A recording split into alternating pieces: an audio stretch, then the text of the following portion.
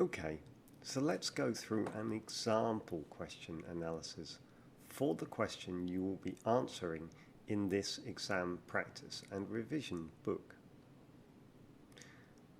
Here's an analysis.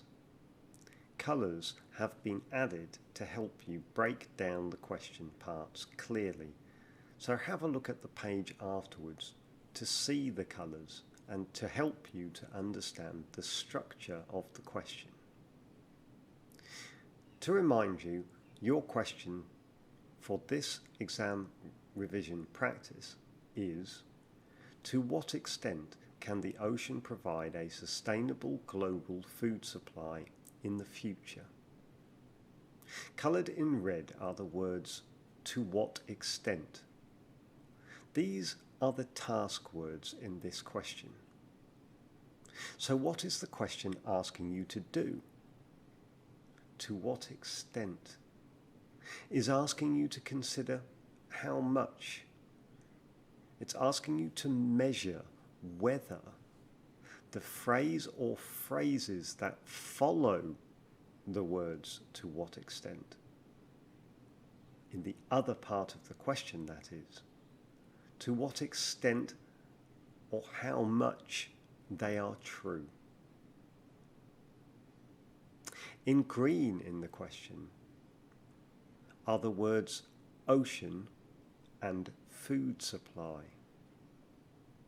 These are your content words. From these words, you will know that the topic of the whole essay is the ocean as a food supply or potential supply of food for the whole world population. In blue in the question are the words global and future. These words tell us that we need to consider the ocean as a provider of sustainable food, i.e. for the future, and to consider whether this is possible for the whole world population. In other words, we are not just thinking about food from the ocean now or in the past, and we are not just thinking about it in one country.